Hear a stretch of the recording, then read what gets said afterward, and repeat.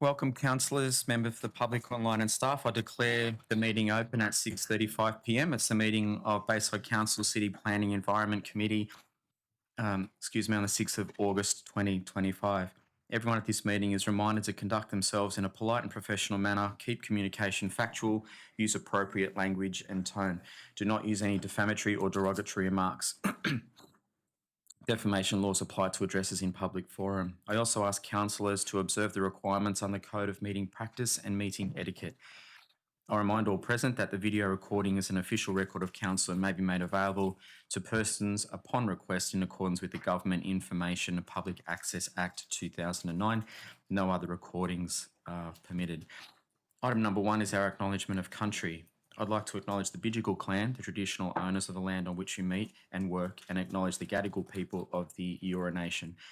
I pay my respects to elders past and present.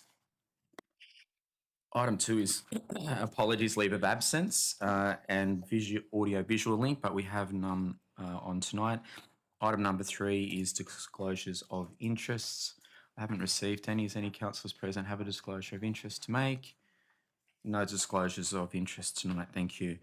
Item number 4 is the minutes of previous meeting. If I have 2 councillors who are here to put the motion, Councillor Douglas, second Councillor Strong. All those in favour say aye.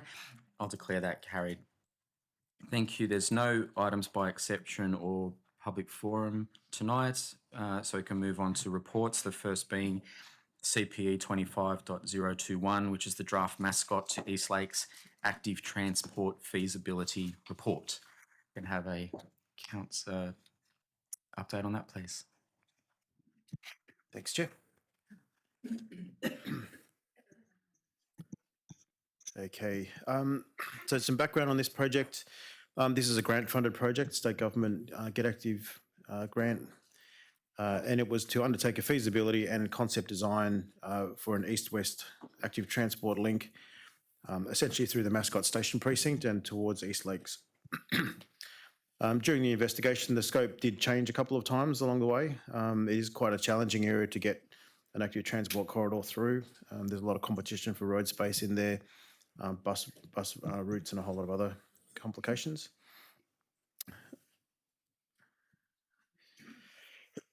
Excuse me. Transport is actually looking at the section from Alexandria Canal to Burke Road. That's part of the sort of residual work from the Gateway project. And so our scope was to go from Burke Road east, essentially all the way to East Lakes. There are a few other things going on in this area. We've just completed the Mascot Station Precinct traffic study. That was a major piece of work of the whole centre. That did come up to council through the traffic committee, but we will put a separate report up on that shortly with an implementation plan. There's the draft Mascot centre plan, which is on the agenda tonight as a confidential item. The Mascot Oval upgrade, proposals for Linear Park, and there's several large developments through this corridor as well, some state significant industrial developments as well as residential. So quite a lot going on in this area. Essentially, it came down to looking at 3 key routes. Route A, the northernmost one, sort of zigzags through the centre and then along Gardeners Road. That would need to be on the City of Sydney side of Gardeners Road. The Bayside side is a little more difficult in terms of active street frontages and other things to deal with. Route B is the most direct, and it's essentially going along Coward Street for the most part. There is a diversion down to O'Riordan Street and back up again. And Route C is a less direct route through some quieter streets. And so we've looked at those 3 options in detail. So the opportunities here are to connect up a whole lot of destinations along the way, town centres, parks, schools, and the like, to make a safer and more efficient route for cyclists and pedestrians. Opportunity for street trees and improvement in amenity generally, and also just improve road safety with reductions in speeds where appropriate as well. That image there shows the current separated cycle and pedestrian paths in Church Avenue in the same precinct. So some of the challenges you can see on this map here, the darker orange sections are the ones where there's particular challenges. And they do revolve around high pedestrian use areas. There are quite a few bus zones that with shelters on the footpath and a lot of pedestrian activity around them. There is still a certain amount of freight that's moved through this area, even with the opening of the Gateway road interchange. We still do have freight coming out of particularly west of Burke Street and just through the area generally. Other challenges, there's always a trade-off when it comes to on-street parking potentially, and so that's something that we're conscious of and trying to avoid. Minimising the loss of vehicle travel lanes, so not sort of compromising the ability for cars to still move through the area, and also trying to minimise the loss of trees. And also just maintaining the established and future character, I guess, of the street frontages through here. There are some areas that are heavily retail, as well as community uses through there, and so not interrupting those uses either. So at this stage, the feasibility found that Route B was the most feasible route, and that's recommended that it be treated in different ways in different sections. So a combination of a shared pathways through there, as well as some areas with separated cycle and pedestrian paths. Transport have already sort of looked at the route they're shown in black. That's sort of their part of the scope, and they've chose to divert that down to miss that part of Coward Street and go down to Regent Street there. That's where there are a few bus stops and a few other things going on there, which make it difficult to get cyclists through there safely. So just delving into that a little more.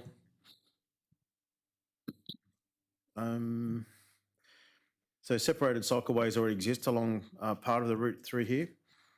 So we've looked at how that they can be consolidated, and particularly paying attention to the bus routes through there as well, and loss of on-street parking. I think we may have skipped a slide here somewhere. There are also some alternatives, particularly when you head further to the east there. There's a number of streets that could be used. There's a possibility of one-way arrangements and other things as well that could be looked at there.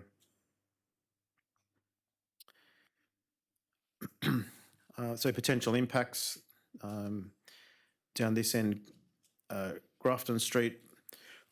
So we would look at potentially a one-way system in the streets through here if maintaining on-street parking was going to be a key objective there. Or otherwise looking at an option of a quiet way, which is essentially just calming the traffic down and leaving the cyclists to use the roadway without reducing the on-street parking. So just some sections to give you an idea of what it would look like on the ground. So this is Coward Street near Mascot Oval. And this would be a shared path arrangement. So it's difficult here to get a separated cycleway without removing a parking lane. So you can see the photo at the bottom shows the current condition there. And then the diagram above shows what would be proposed there. So working from left to right, we would have the footpath, a parking lane, 2 travel lanes as there currently are, then another parking lane, and then a shared path on the right-hand side there. So that would be off the road up at footpath level for pedestrians and cyclists to use.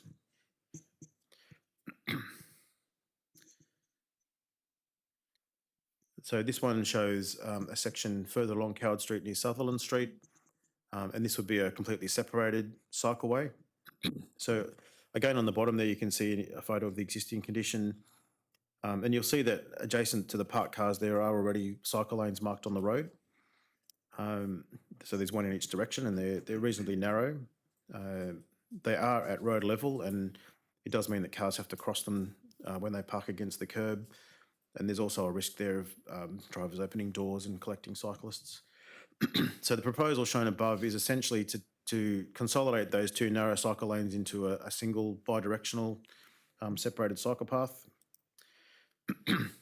And so you can see on the top there, you would have a footpath on the left-hand side, a parking lane, the 2 travel lanes, another parking lane, and then a completely separated cycleway, which would be raised up to the curb level. So it would sit up at the level of the nature strip. and then another footpath to the right of that. So Notice there, remember election time from the school and that they all ride down that footpath on the right on Yep. Carol Street. yeah, so this would give you a bi-directional two-way cycleway that's completely separate with no loss of parking.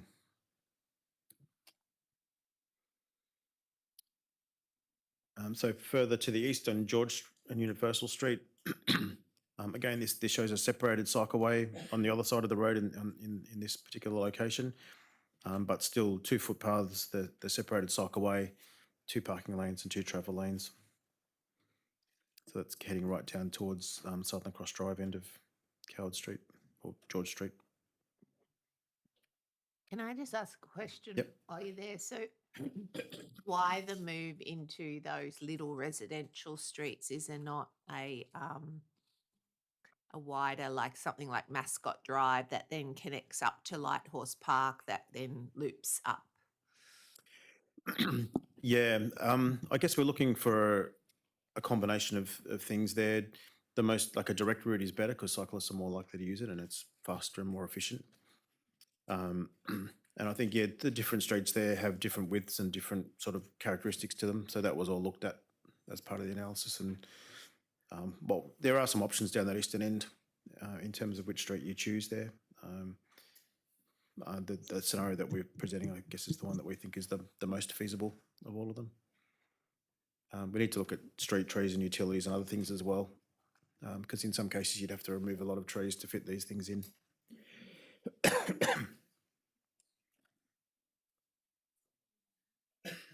So Grafton Street is a little more difficult. This one shows a separated cycleway on the left-hand side there, but it would remove 1 row of parking in the street.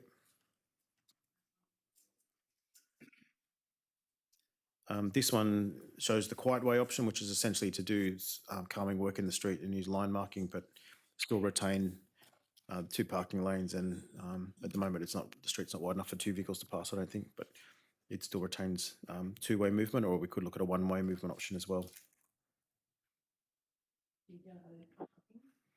Not with that option, no. With the previous one, you would.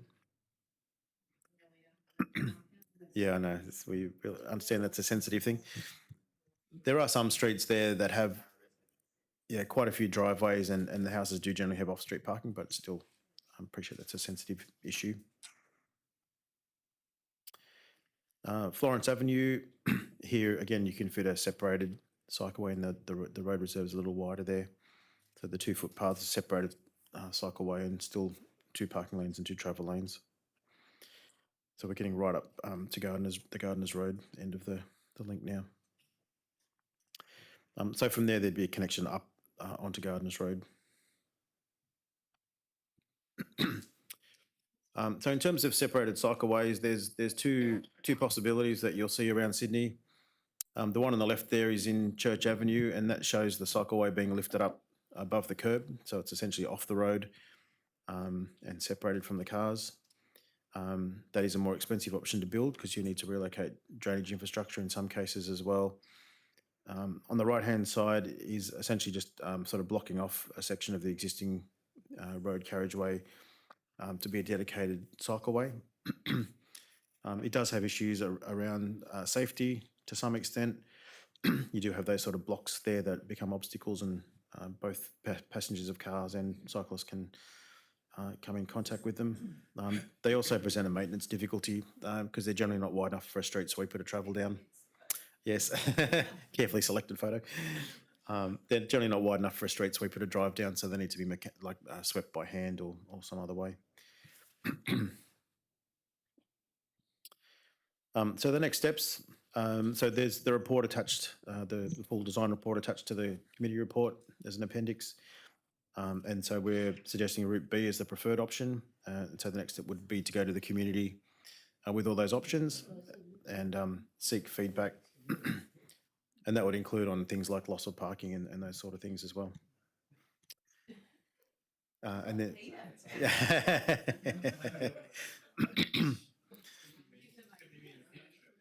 yeah. We could use AI to do that for you. So after exhibition, we come back to council with the feedback, and council could then select an option to go forward with. Okay, we have a mover for that, please. Councillor Kasim, seconded Councillor Strong. Discussion? Can I just ask back to that Grafton Street? So if you go out for consultation, are you giving both those options as in that consultation? Through your chair, we will. So there's the routes A, B, and C, and then within them, there's a couple of different options for exactly which street we choose, and even the option of going for a one-way, going for separated versus going for the quiet way. So we'll present all of those things with a preferred option, but they'll all be there for people to choose from or comment on. And would you, if it's endorsed, would you anticipate that would be letterboxed with all the details as opposed to just to have your say? I don't think we've prepared the engagement plan just yet, but given there are a lot of properties along all of those routes combined, it would have to be quite a broad campaign to make sure we reach people who might be impacted. So yeah, that would include letterboxing as well as social media, have you say. Thanks. We can also just make sure we write to absentee owners as well, because a lot of investment properties, they'll be concerned as to the potential cap. They'll have questions around their capital. Councillor Kasim? Yeah, can you just go back to your lovely slides? Just the early part of Coward Street, just looking at the shared pathway pictures. Sorry, I sort of got onto looking at it on my computer a bit late, so.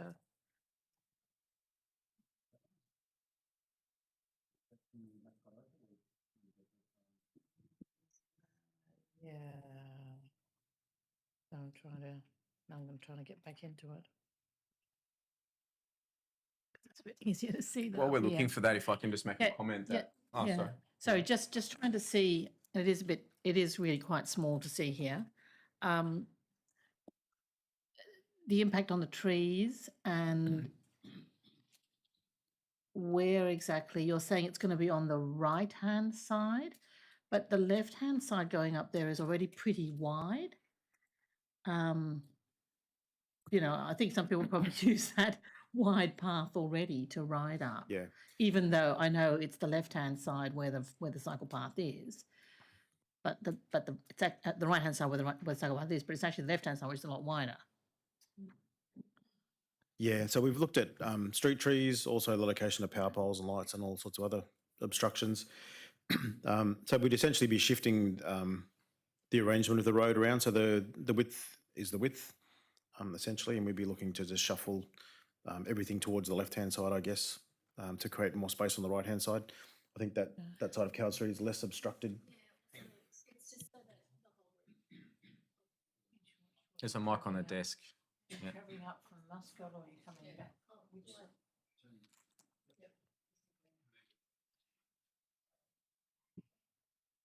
Sorry.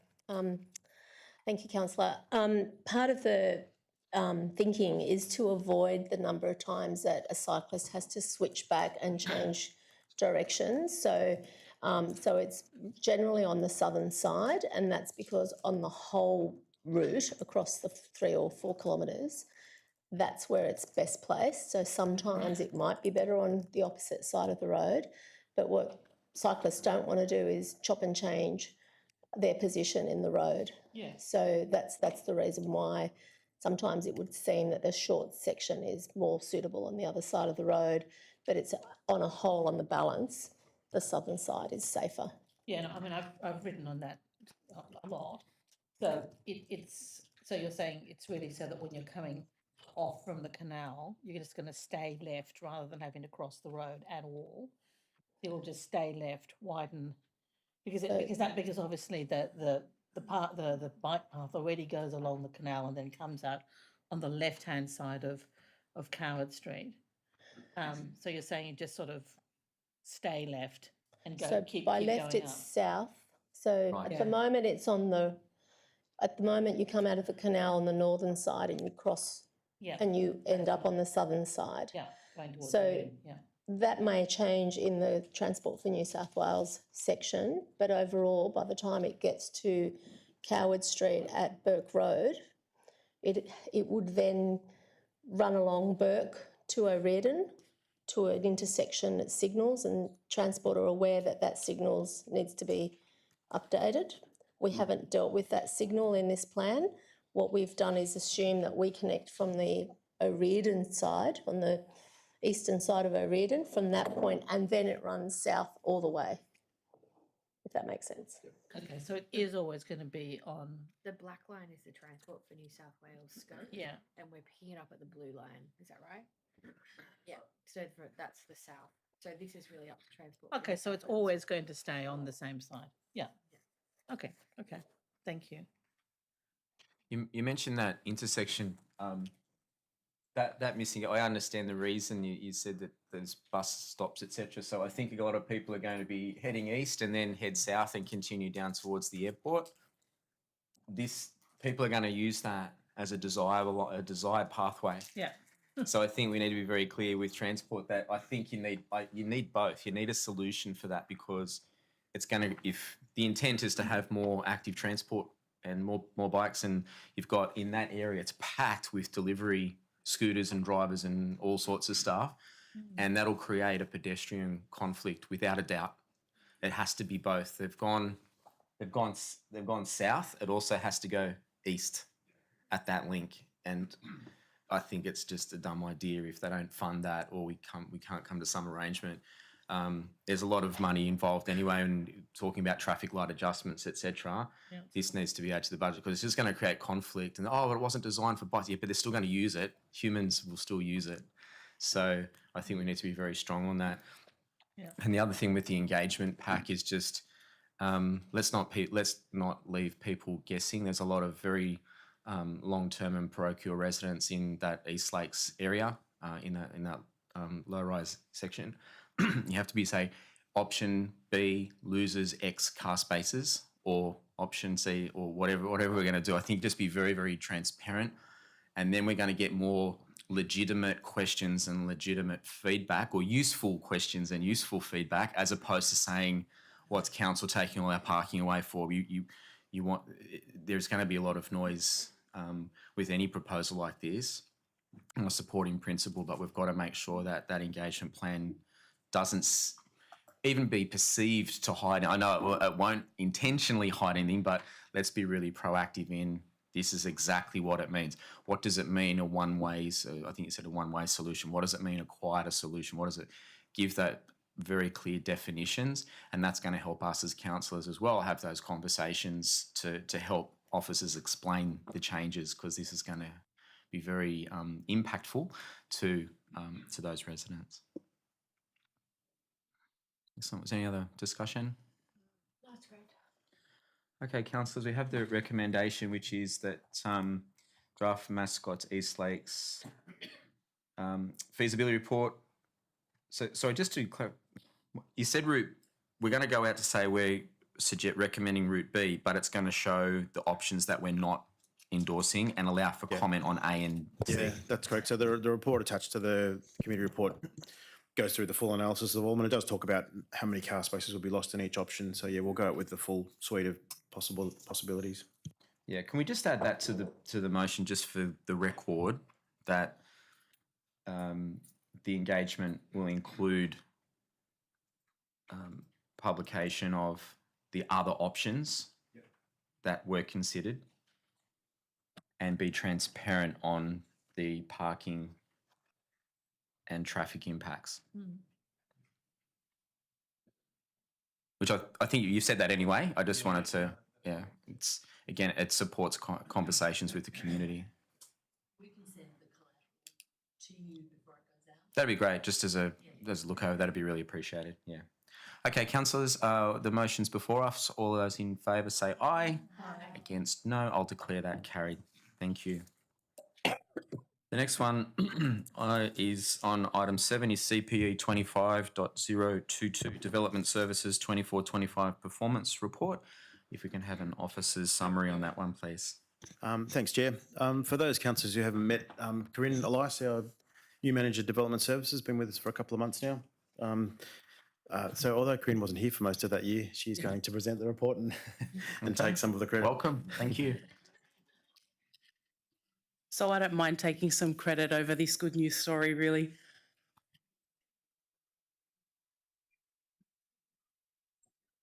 Oh, that's okay. I'll take it off here.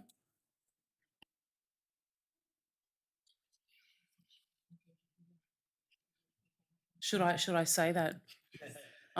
So I've come here from Georges River. As Meredith said, the worst performer. So, yeah. Okay, so this is just a summary, I guess, of the financial year that has passed in terms of our performance with the Minister's Statement of Expectations order that was issued to all councils in July last year. In terms of, there were 3 criteria, and one of them was to prepare assessment reports for regionally significant development within an average of 250 days from lodgement. The other one was lodge DAs as soon as practical and within an average of 14 days of submission. And the final one being determining DAs as soon as practical and within an average of 115 days of lodgement. I'll run through each one of them separately. So the first one being the regionally significant development application. So the target, as I said, was 250 days. Bayside Council average was 295 days. We had 15 applications that were regionally significant development applications, and 4 of those met the expectations, so they were dealt with within the average time frame. The total cost for all of those DAs was over $1 billion, and only 3 other councils in New South Wales had a higher value over that period of time.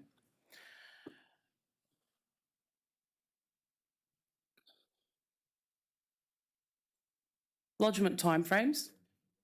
Yeah. I think I do have a different version. Okay. Okay. Oh, thanks, Peter. So we had, on average, higher value applications. They were much more complex than, I guess, what many of the other Sydney councils would have, and they take a little bit longer as well because of the complexity.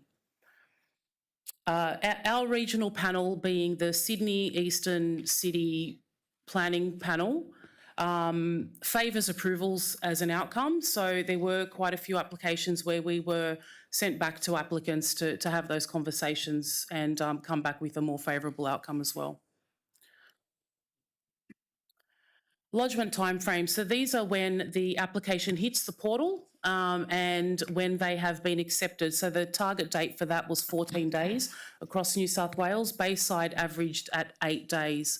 We did have a few months that were much, quicker than that. Some of the months were at 4 days. So the average was quite low. We were ranked 7th best performing in metropolitan councils, which was a great outcome as well. Determination timeframes. This is probably the one that has been publicised the most. And the target was 115 days. Bayside achieved 119. I'm going to say very proudly that we nearly got to 118, and then we had one finalised on the very last day of the financial year, which took it back to 119. So that's a 38% reduction over the year where we started at 192 days. And the year before that, we ended at 182 days. The second half of the year actually outperformed the first half. So our averages per month over January to June this year, if you average the average, you get 93-day average. So that was a really great outcome, and it showed that most of our applications are quite young. They're pretty new, and we're determining those at a faster pace than we did at the beginning of these targets being set. This shows the average assessment days and shows a comparison across all of the other Sydney councils. This is also publicly accessible, and provided by the New South Wales Government Power BI reporting.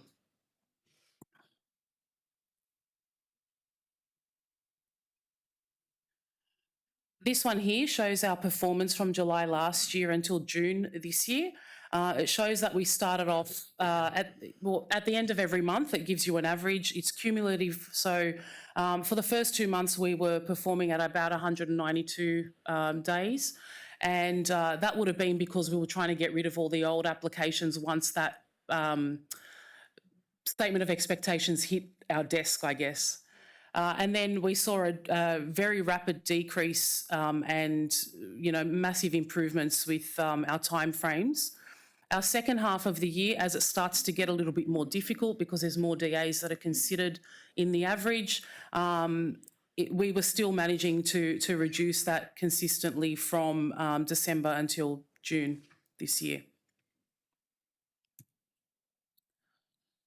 This slide just outlines the January to June performance, which I think is probably the most important for us for this first half of the financial year. It shows how we were tracking once we were able to get rid of the older DAs at the beginning of the financial year. And we're tracking very much towards the next target for this year, which is now 105-day average. In March, there were additional performance criteria placed on councils. I think they did an audit of where councils were. And most councils, if not all of them, got a letter to tell them how they were performing. And the 3 extra additional criteria were the new benchmarks that were added to the other benchmarks that we see in the statement of expectations. So the first one is whether or not we are a council with a housing target of greater than 500 during the housing accord period. And we are. We've got 10,500 in 5 years. The next one was DA assessment performance, where councils were averaging a gross end-to-end timeframe of 45 days or greater. So the councils that were averaging a higher average than that were the ones that were issued a different letter to, I guess, what everyone else was issued.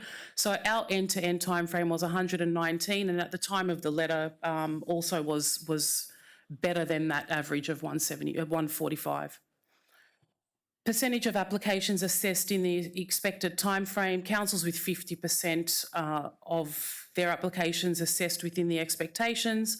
We finished off with a 69% of applications being finalised within the expected timeframe, and a total of 352 applications finalised within the whole financial year.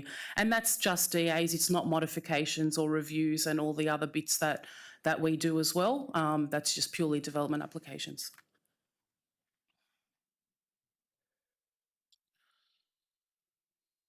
So in conclusion, we are tracking very well to achieve the next set of criteria, which is the 105 days for this year and 7 days for the lodgement instead of the 14. So that's been reduced as well. We have seen a massive and significant improvement in our lodgement and determination timeframes already this year. We've started off stronger than we did last year. And we believe that we're positioned for success with the benchmarks and all of the criteria that the state government has put in place. Excellent. Thank you very much. We have a mover for that one, please. Councillor Curry. Councillor Barlow, second. Any discussion? Thank you for that update. It's certainly good to see those improvements there. So just obviously we're heading in the right direction, but Mr. Barber, what's the plan then to ensure that we keep that momentum and get to where we need to get? Thanks. Through you, Chair. So through the year, we made quite a few changes to our internal process. We set a number of milestones within which certain things have to be done in the DA assessment process, and those things are captured and can now be monitored. So that discipline, I guess, is now embedded in the way the team works. We try to avoid kind of like sugar hit improvements that might be, you know, shorter campaigns that last for a while but don't actually give you that sustained improvement. So those things are heavily embedded now, and you know, if those milestones are not met through as applications go through the system, then we have, you know, meetings and things in place where they're reviewed to understand why, to try and keep them on track. So that's probably the main thing. We've also got a number of other sort of reviews and improvements going on. Our consent conditions need to be reviewed fairly regularly to keep them up to date, and also to resist the temptation for them to grow and become more complicated for us to use. And that's underway at the moment as an internal project. Our assessment templates are also being reviewed again to make sure that they're as succinct as they can be, and also up to date. We're looking at ways that we can refine the workflow platform that we use internally, which is called Pathway. We haven't sort of maximised the benefit that can give us in terms of having workflow steps in there that we can then monitor. And so we've got another project underway to try and see how we can build that out a bit more. But yeah, I think really it's just a matter of sort of embedding good practice in terms of the workflow process through the DA assessment, and then the discipline of just making sure that we stick to it. Thank you. And can I just ask, some of the feedback we've had on occasion is around when people put in submissions/objections to DAs, how are we closing the loop to ensure that people that put those in are being acknowledged and that what they're putting forward is taken into consideration?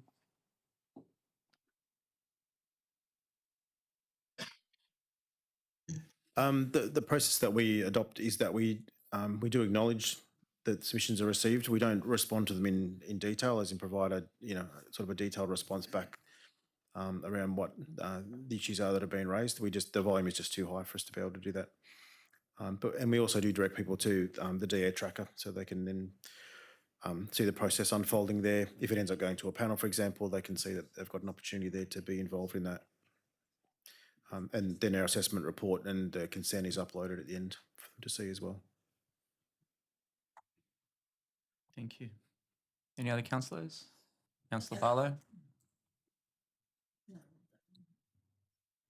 Just a question with, stop the clock still works in all of them? Because there's one, I had a phone call from a resident, and the plan was, the whole plan, obviously the plan was put onto this land, but they forgot to change all the street names. So what do you have to, you've got to go back to them to say, this house isn't in Arncliffe, because those streets don't live. So they'd actually just, obviously, same house design, just moved it into this one and sent it to council. So how does that count in your clock? What does... Yeah, through you, Chair. There are still what are called stop the clock provisions in the legislation. The way that we're being monitored at the moment doesn't take that into account. So probably on, I would say, the majority of applications, we do write back to an applicant and raise things with them that we want them to revisit or change. And so we give them 2 weeks to do that. Sometimes it takes longer for them to come back to us. That time is not excluded from the counting that goes on to meet these targets. So in the past it was, and we can still stop the clock and we can still record that time, but it's not being picked up in these average statistics. So that's another area where we have to be more disciplined in making sure that if we ask for more information on something, that it does come back in a quick time frame and we keep the process moving. Otherwise we're penalised for sometimes being overly helpful. But that is really unfair on the staff and everyone else, because this one's deliberate, was totally wrong. So really that should be going back to the government to say, well, hang on a minute. I mean, someone said to me, why do you take plans that are wrong? I said, we just take them and then we've got to look at them. So to me, it should be highlighted that we're all being penalised because of sometimes the incompetence of the person putting the application in. And this one is clearly, when I looked it up, it's totally different streets. But it's on Forest Road, so they didn't thought, I don't know what they thought, but anyway, it'll be back in your system somewhere. Was any other comments? I just want to know, with the new manager in place, what's the plan to get to number 1? For number 7, is that like the goal? I'm happy to talk myself up, and I probably can if you look at Ride's results. That's where I was before Georges River, and they smashed it this All year. right, well done. Thank you. Looking forward to being number one. We're a little bit of a competitive bunch. We like being number one. Yeah. Inherit it. Needs good leadership in place too, though, Mr. Barber.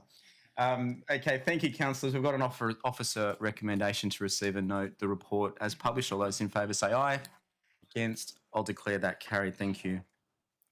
The next one, councillors, CPE 25.023, which is the policy update on the design excellence framework. If we can have a officer's report on that one, please. Yeah, certainly. Thank you, Chair. Just wait for it to come up. Okay, so this is a fairly straightforward report. Currently, Council has design excellence provisions in the LEP, as you would know. So clause 6.10 of the Bayside LEP requires certain development applications to not be approved unless they exhibit design excellence. To support that, Rockdale City Council previously introduced a design excellence guidelines back in 2015. They've been updated, obviously, since amalgamation. And those guidelines contain mandatory design excellence standards for specific developments. And it's a requirement that Council periodically updates guidelines to be consistent with the state guidelines. So where do our design excellence provisions apply? So in the LEP, we've got design excellence provisions in the Arncliffe and Banksia precincts. We've also got a design excellence map in the LEP that shows specific areas throughout Bayside where design excellence applies. And it also applies to specific developments that use bonus provisions. There is also the process requirement by building height. So if proposed developments are between 3 and 12 stories, that's 12 to 40 metres, a design review panel process is required.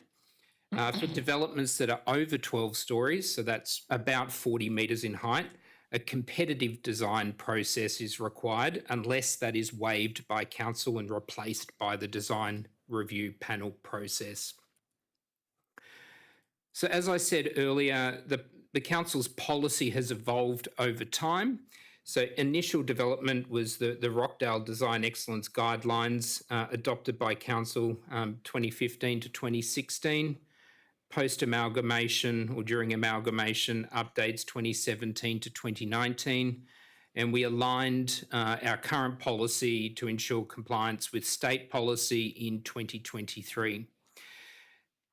Since that time, or around that time, the New South Wales Government Architect released Local Government Design Review Manual and Guidelines that our policy effectively replicates, very consistent with, if not exactly consistent with.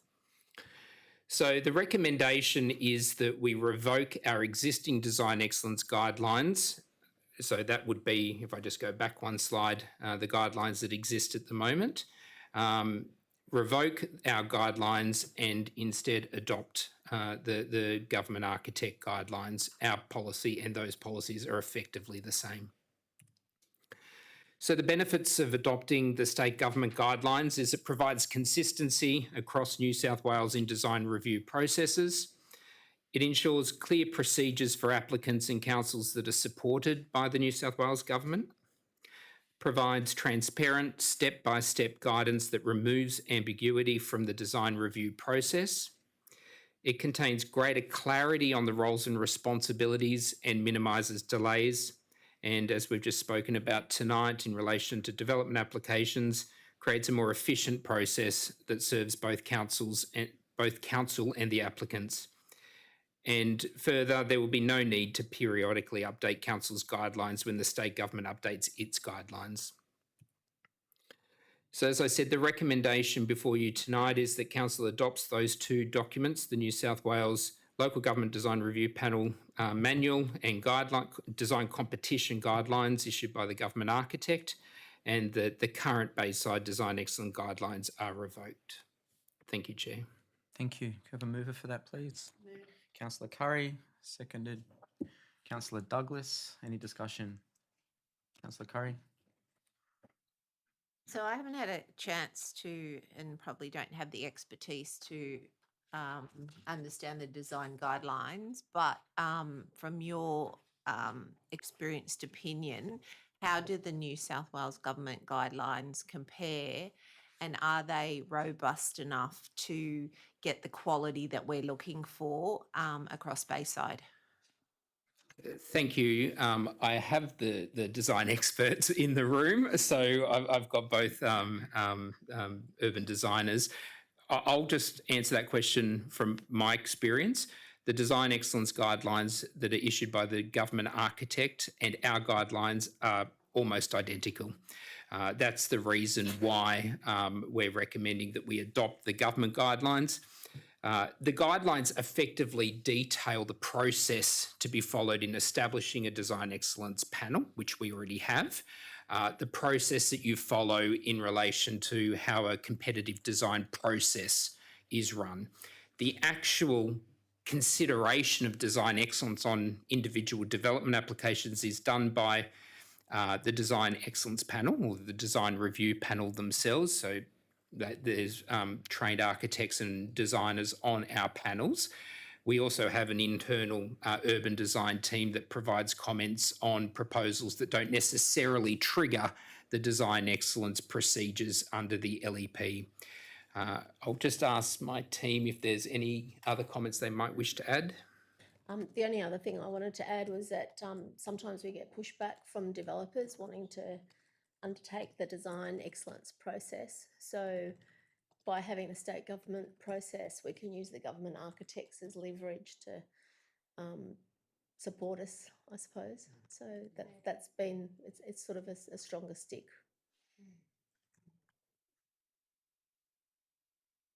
Thank you. Any more questions? Councillor Douglas? A quick question. Is the reason the Arncliffe and Banksia precincts are singled out because they're state priority precincts? Is that right?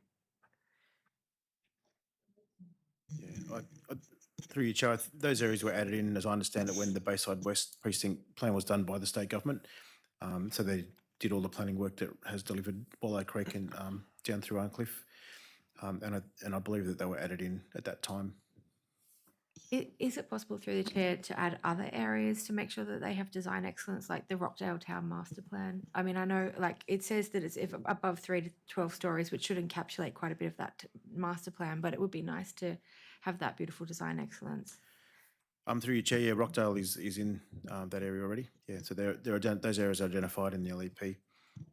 Okay, and just one other question. And the TODs, how does this relate to the transport-oriented developments? Through your chair, so these documents really set out the process by which these panels are set up and how they operate.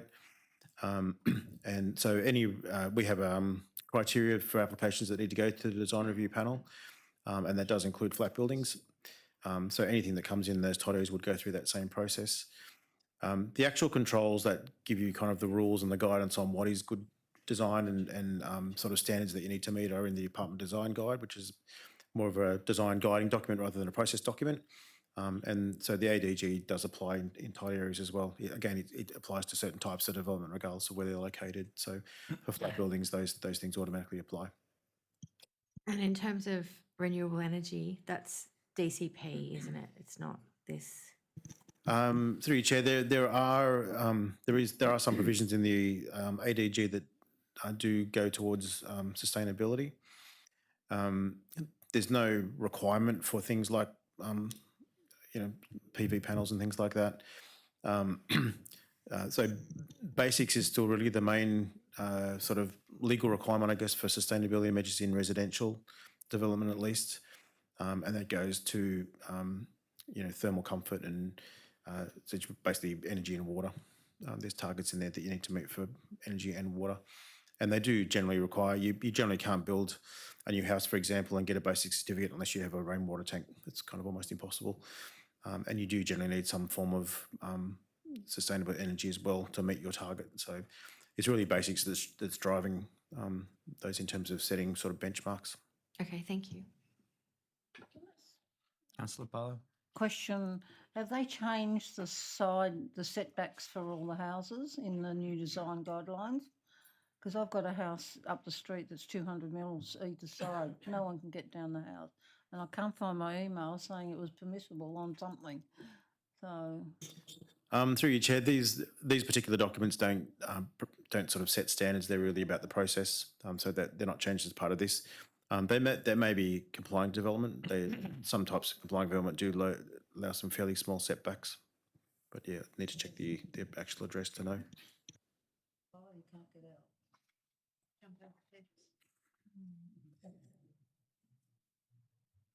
Excellent. Is there any other councillors? Councillor Kassim?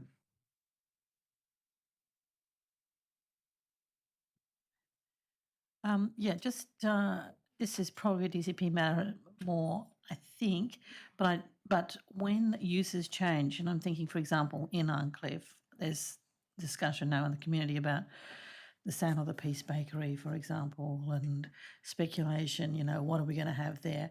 Because that is a sort of a change of use to be residential, as I recall. So does that mean that there is a requirement that there would be some sort of commercial underneath, some like food or something like this? Through your chair, so yeah, those sort of basic land use controls are in the LEP and in the zoning in particular. I don't know the zoning of that particular site, whether it's just straight residential R4, which is high density, or whether it might be a mixed use zone. So the underlying zoning will dictate the uses that need to be there. If it's a mixed use zone, it would have to have some sort of retail or commercial activity on the ground floor. If it's a residential zone, it could be all residential. But for that site in particular, I know that it's kind of one of the last ones left in that area. So there's a zone allocated to it in the LEP, and then there'll be a height limit and a floor space ratio. So that basically kind of gives you an envelope of sorts, and then more detailed controls from the DCP and the apartment design guide in terms of, you know, solar access and privacy and things like that. Yeah. And as I say, like commercial activity really, because that's what people feel they're going to lose there is a sort of a bit of an icon. Yeah. Okay. Thanks. Thank you. I think underlying that all, I think we've got huge opportunity with design in the area, given our targets that we have to meet of 10,000 odd homes, and we've got a legacy of buildings from the 70s and 80s where there was not as many rules, where we've got shop top housing that just is really they're ugly boxes. So I think that anything we can do as a council to support more aesthetically pleasing design and sustainability is something that we all need to support. So particularly with the Rockdale master plan and any sort of master plans that we're doing, but also individually we get from time to time those planning proposals for where they'll maximise use of the site, and I think there has to be a trade off with some design excellence. There's a huge opportunity in the Bayside area, premium one of the premium locations in Sydney. So. Cool. Okay. Any other comments? No. All those. We've got a committee recommendation in front of us, which is basically to adopt the government state government guidelines and revoke the Bayside Excellence guidelines. All those in favour say aye. Anyone no? I declare that carried. Thank you. We have one confidential item tonight, councillors. So, in accordance with Section 10A of the Local Government Act and Council's Code of Meeting Practice, I invite members of the public to make representations as to whether or not this part of the meeting should be closed to the public to consider the confidential items.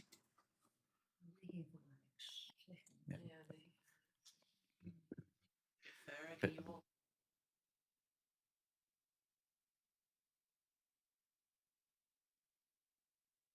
okay, Jim, what I might do is are you here for that? Because we've got two confidential. There's a confidential in the next one as well. So why don't we suspend this meeting and? These people have come for the next meeting. Yeah, what I'm saying is, why don't I just suspend this, adjourn this now? Yeah. We'll start the next meeting and we'll come back to this item.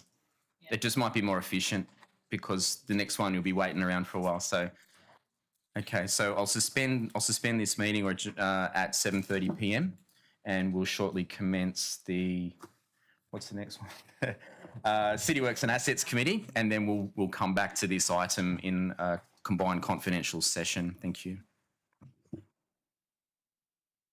We'll just have a 5-minute break.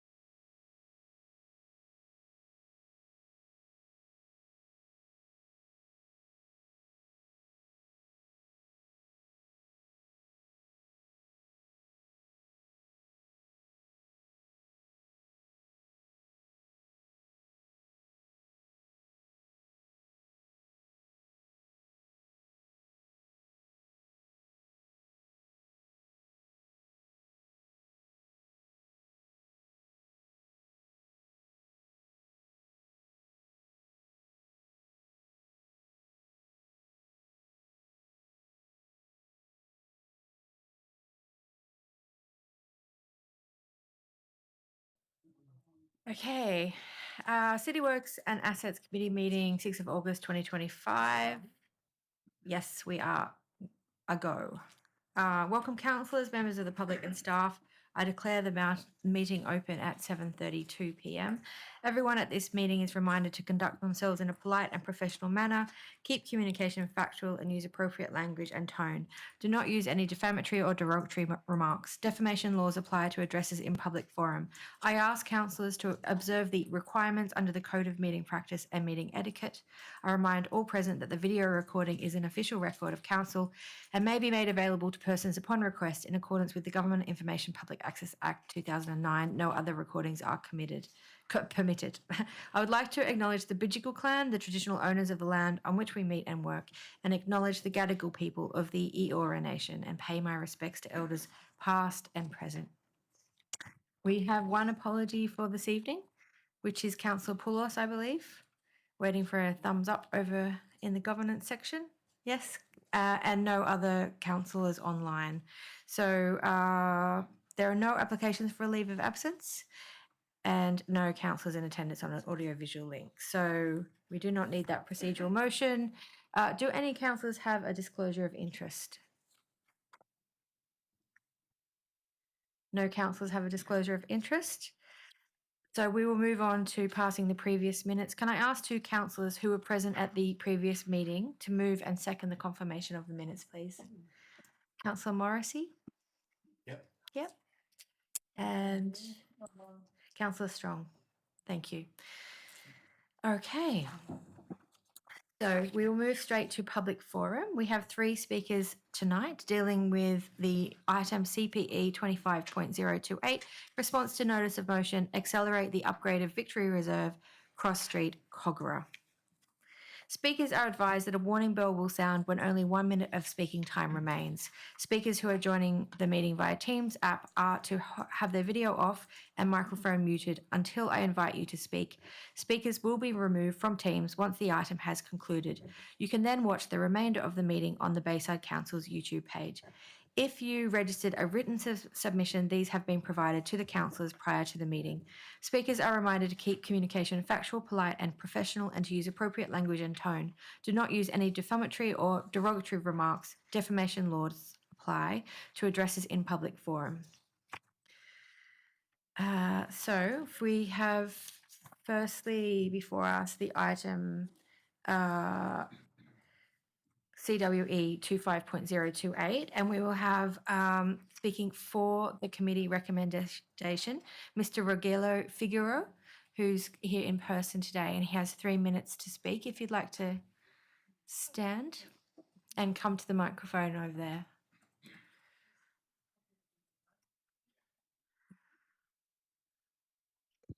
Thank you. Hi, everyone. I'm a bit lost. I couldn't prepare exactly what I want to say because I love to say, but not enough time. In February, I prepared a motion with the support of Peaceful Bayside, Janine and Heidi.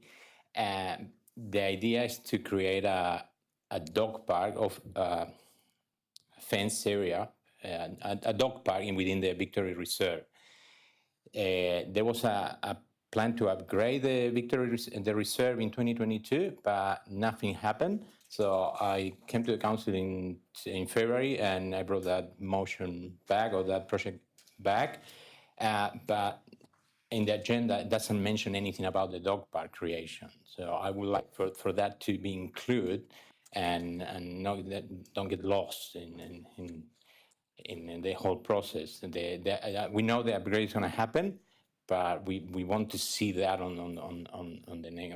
within the upgrade, right?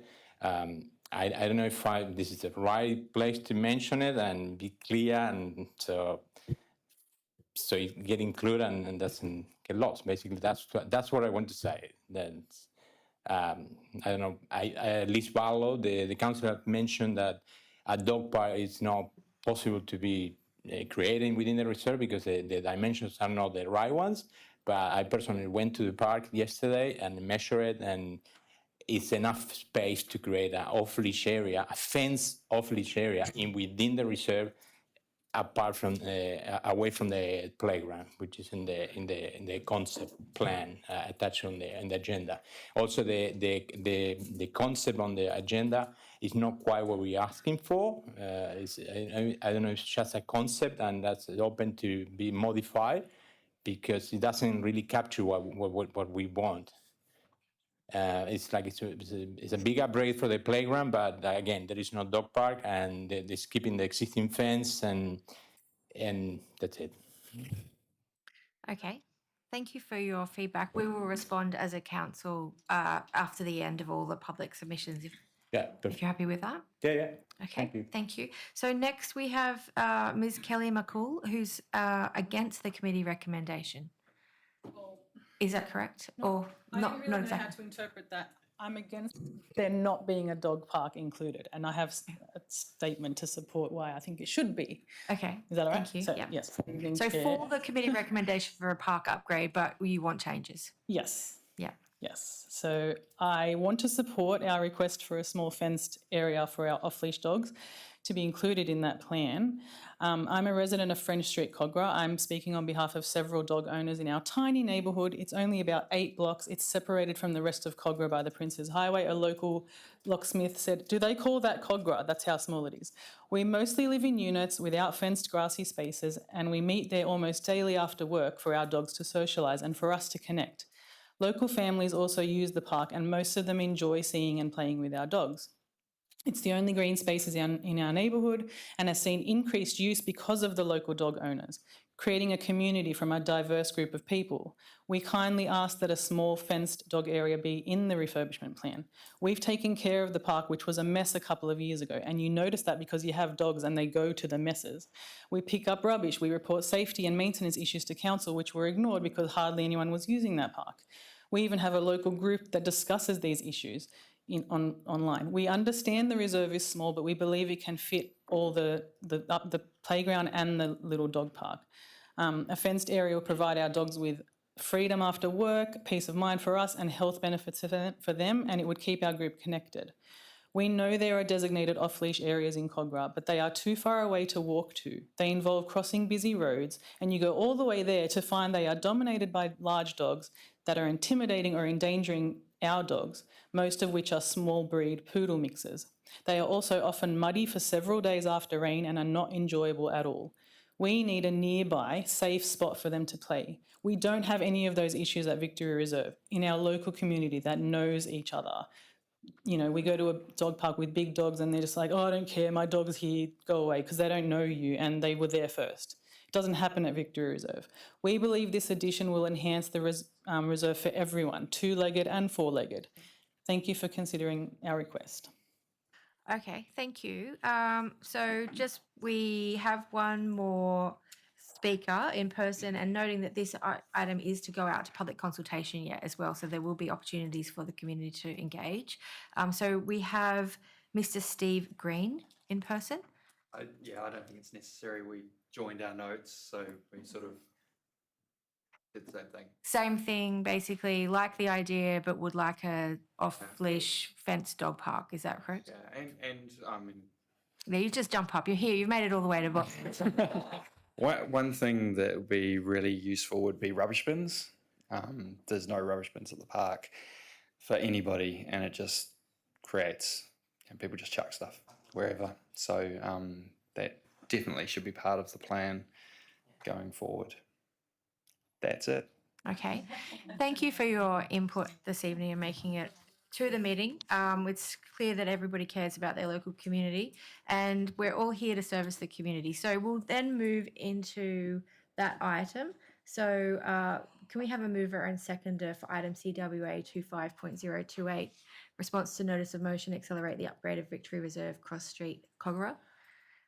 Councillor Strong? I don't think I can. Councillor Kassim? And can we have a presentation from the staff, please? Is there a presentation? We're taking the report as read. Or Through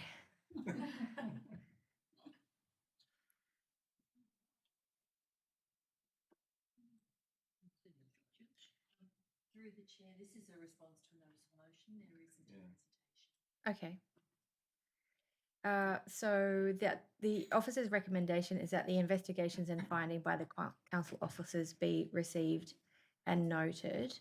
So is this to go to further community consultation will be undertaken to reaffirm the community's expectation that the proposed place-based renewal addresses their needs and future demands, ensuring the provision of safe, inclusive and practical recreational facilities. So that will go, it's in the budget and it will go for public consultation within this next operational year, but we're not needing to comment on that or provide feedback at this stage, but could potentially maybe we need to make a amendment to the officer's recommendation asking for a dog park to be investigated before it goes to public consultation. If council would like to move that way, that should be included in the recommendation, yes. So, yep. I just suggest it hasn't been to public consultation, so rather than delay with further investigations, as part of the consultation, include a question on whether or not a dog park is supported. Did we get that?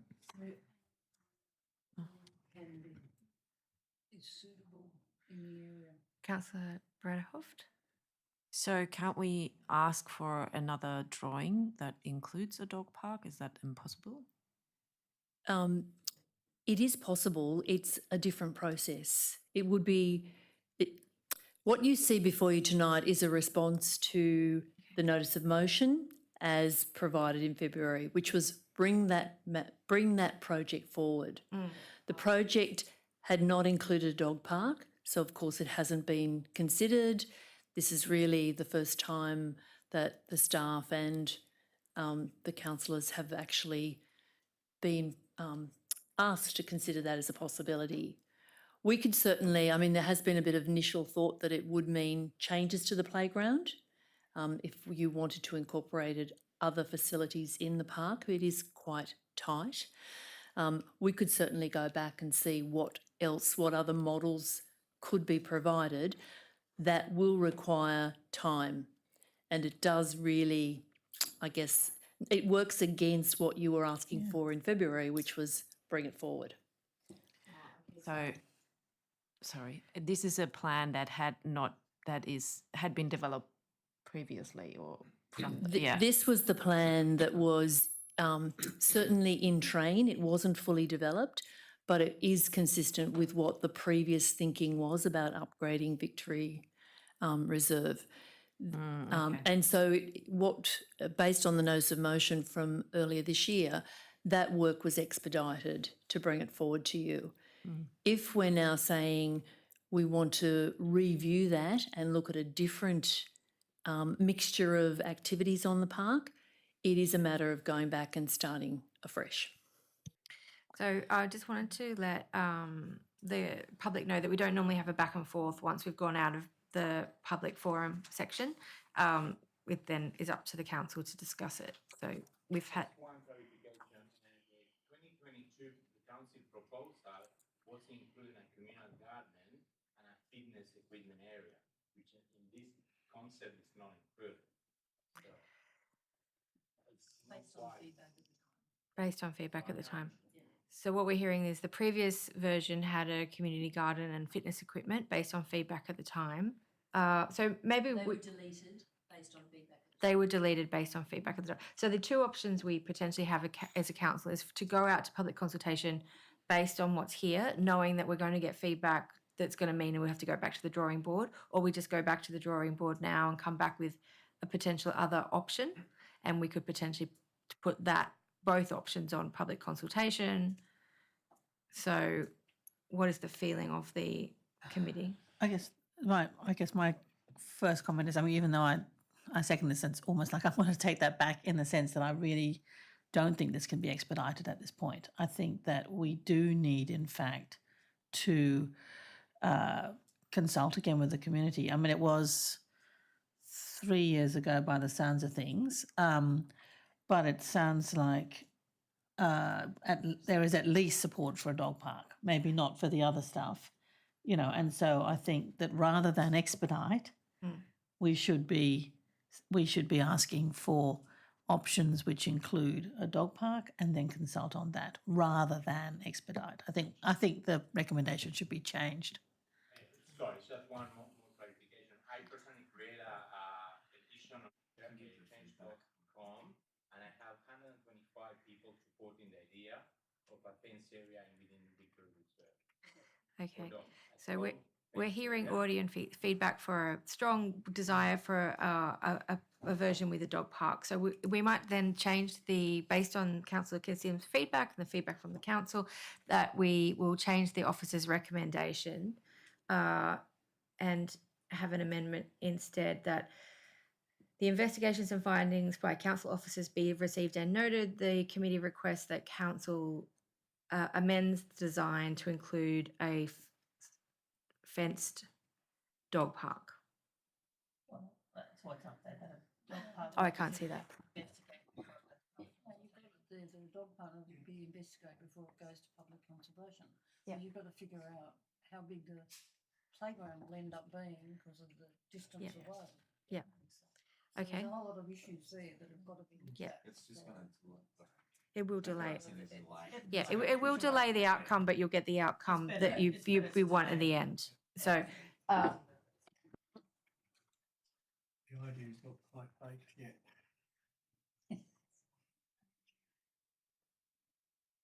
It's feasible.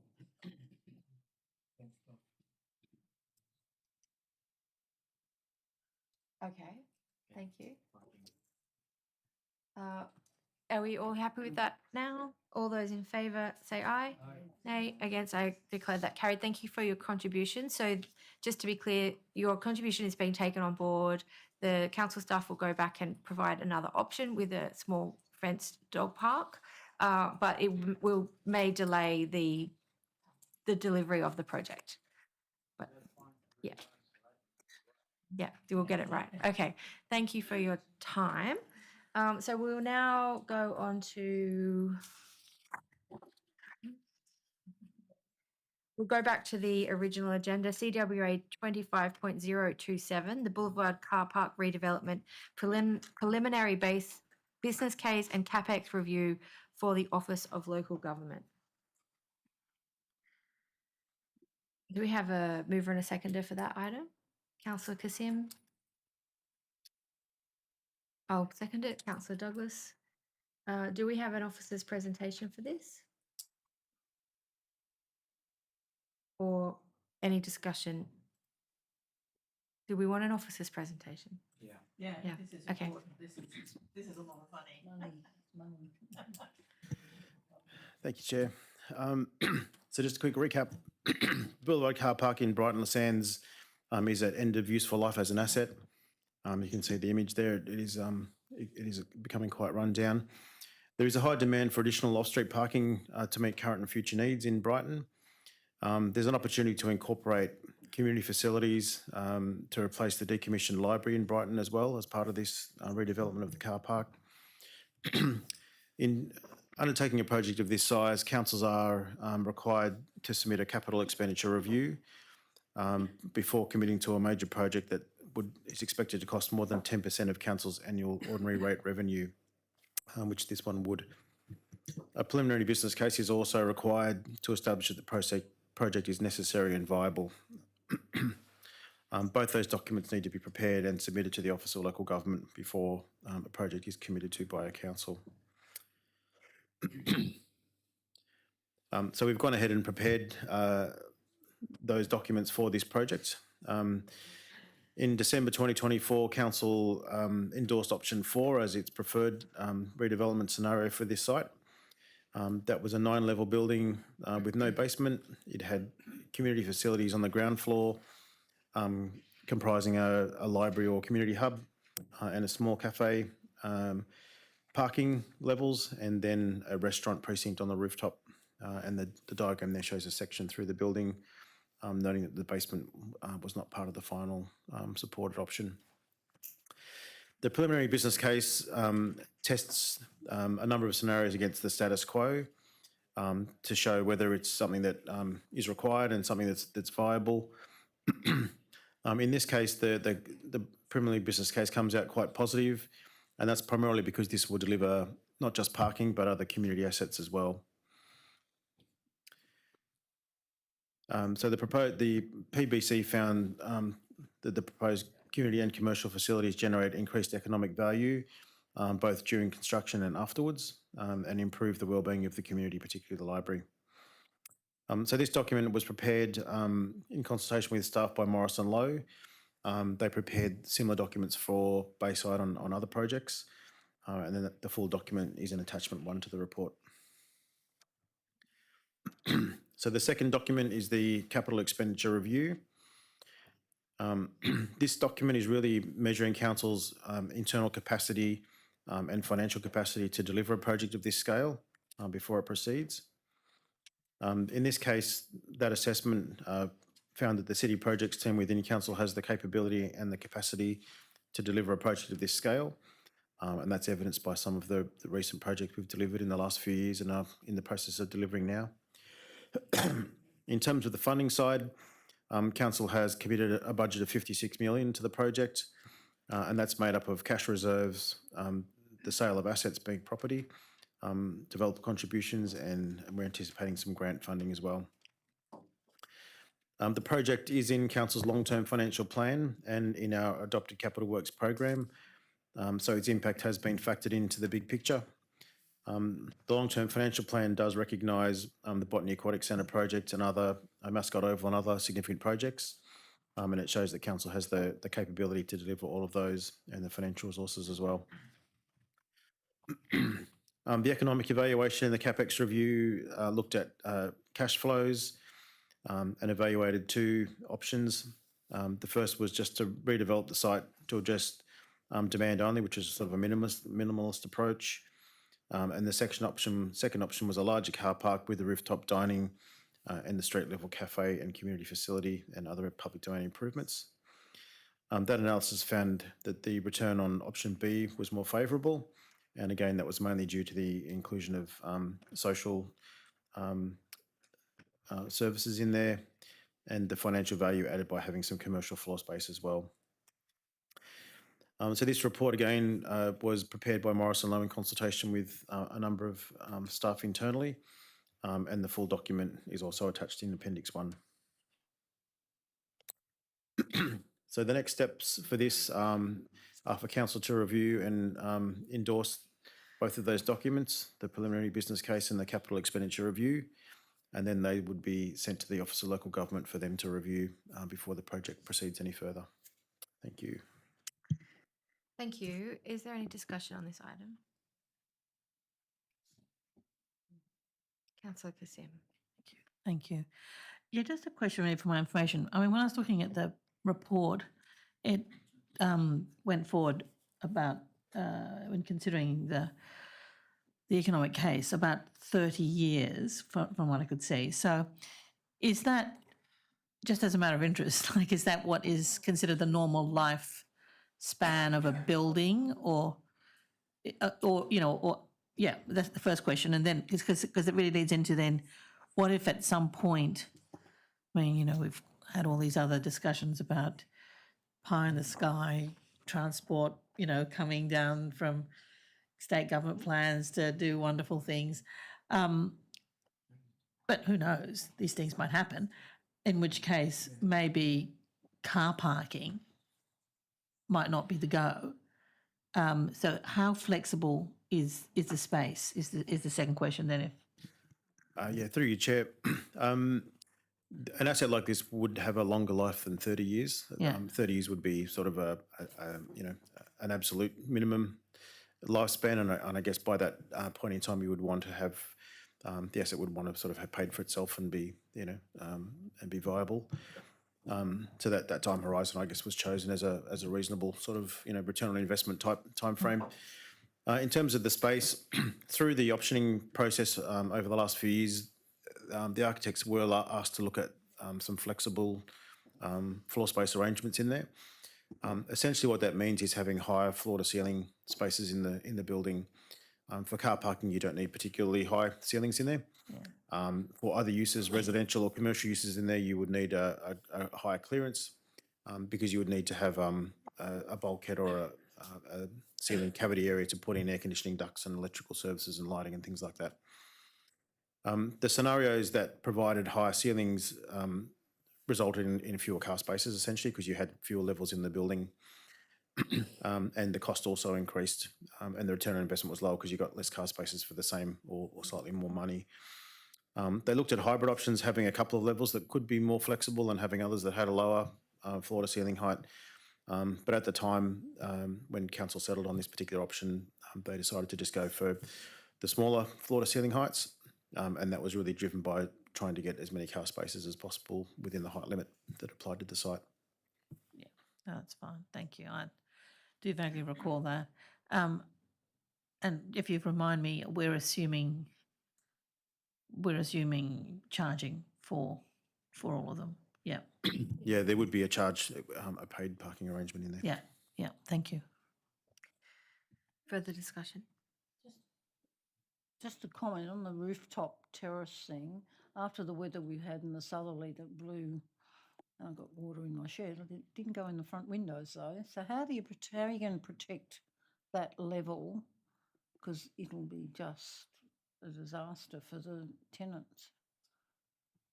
Yeah, through your chair, the design hasn't progressed to that stage of level of detail as yet, but yeah, that's a fair comment.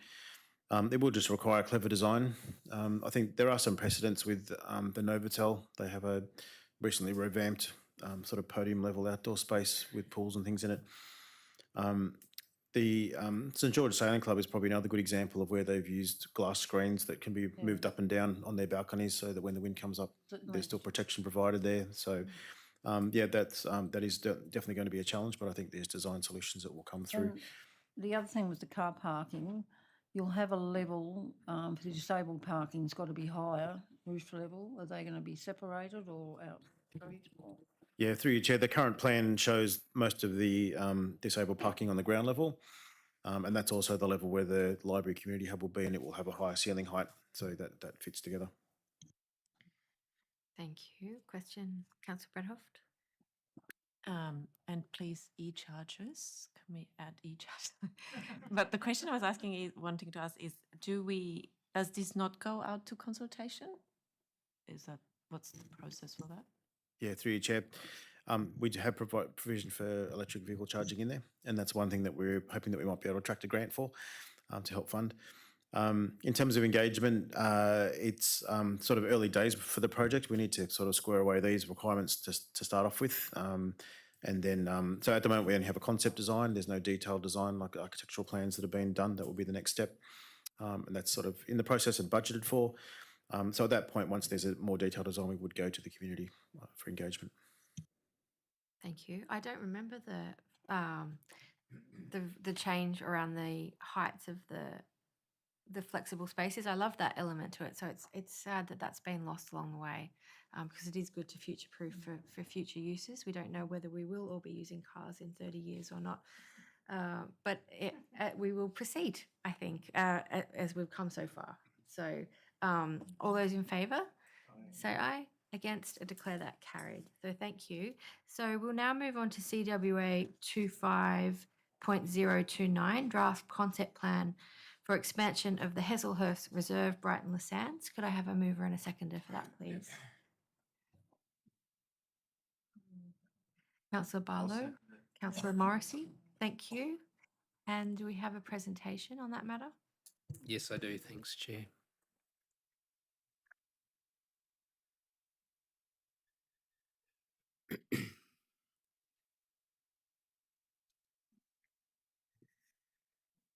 Thank you, Chair, councillors.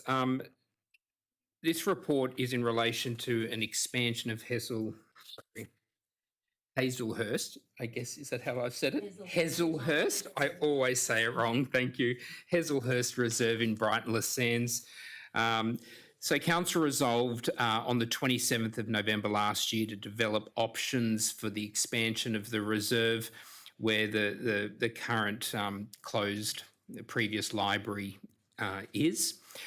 Just going back a little bit, the Bayside Library strategy included the decommissioning of that library and also the possibility of extending the reserve for an even better play experience. I think that's quote from the council resolution, and for the options to be the foundation of a community have your say.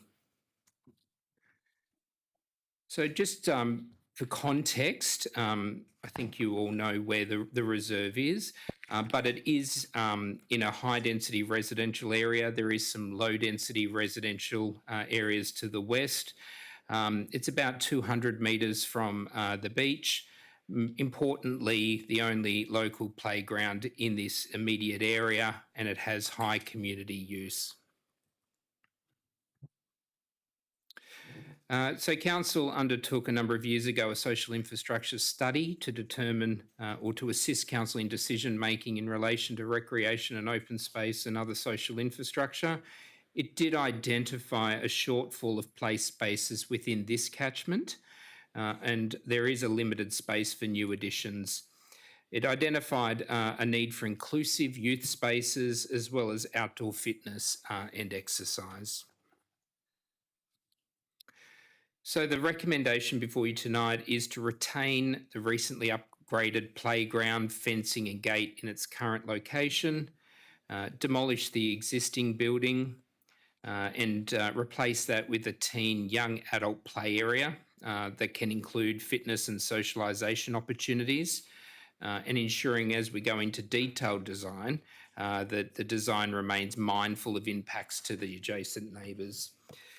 Just in relation to what is expected when we talk about teen and young adult, that can include things such as table tennis, fitness equipment, a handball or rebound wall, and seating and hanging out spaces. But we're not looking at a three-point basketball court in this area, given how close it is to the neighbouring properties. So the next steps is Council, if this high-level concept plan is endorsed by the Committee and Council, we'll prepare an engagement plan to seek feedback on the future of the reserve in the context of the other related projects that Mr. Barber's just spoken about tonight. Funding has been allocated in this financial year for the demolition of the library, the previous library, and minor landscaping of the vacant site, but going forward, Additional funding will be required for the delivery of the expanded playground in a future program year. Thanks very much, Chair. Thank you very much.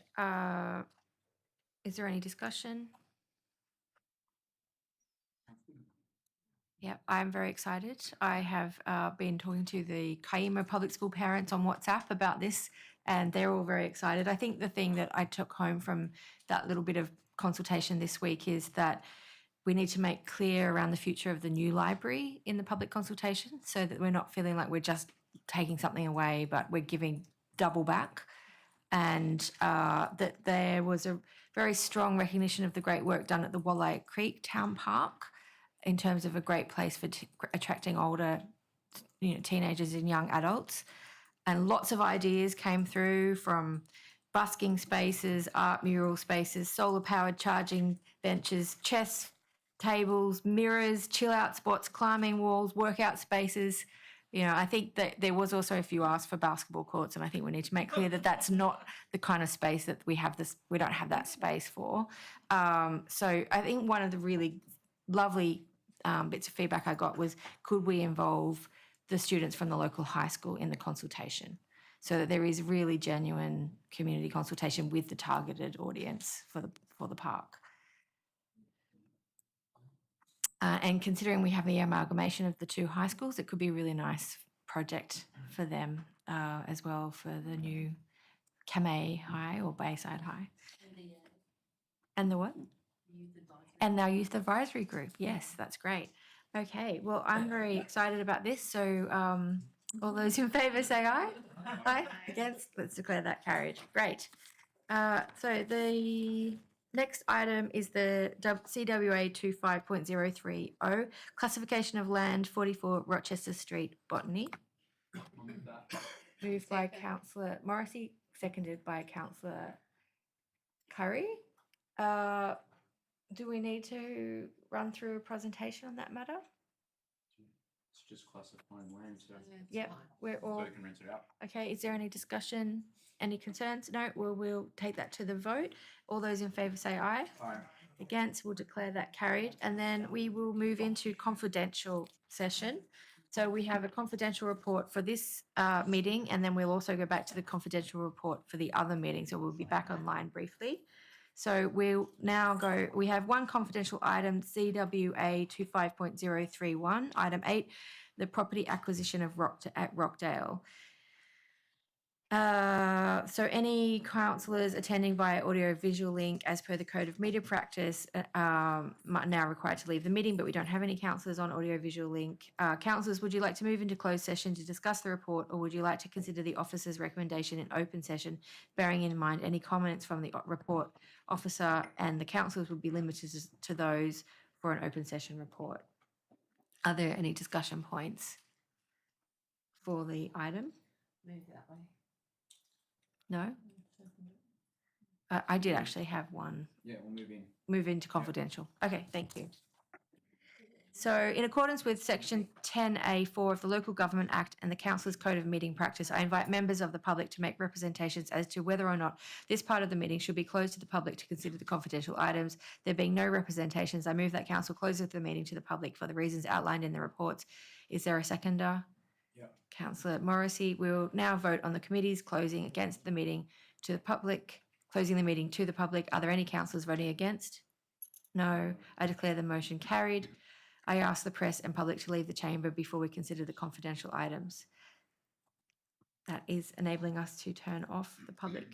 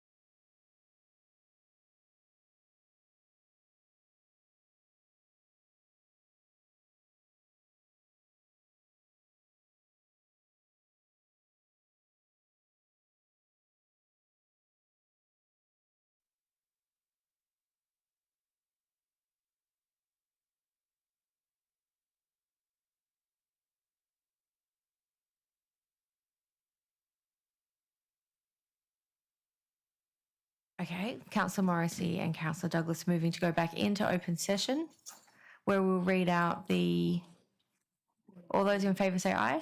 Aye. So we can now read out the report, the recommendations that have been moved and accepted on both the reports. So we have the City Works and Assets Committee CWA 25.031 confidential property acquisition of Rockdale. That item has been accepted as per the officer's recommendation. And for the City Planning and Environment Committee CPE 25.024, the confidential development of the draft mascot master plan was accepted with a couple of changes, including an additional councillor information session and information from councillors to be provided by the end of August. And a briefing for the local member. Thank you. Do we have to go into council? Do we have to close this? Yeah, no, we're just doing them both at the same time. So that then wraps up both meetings at 9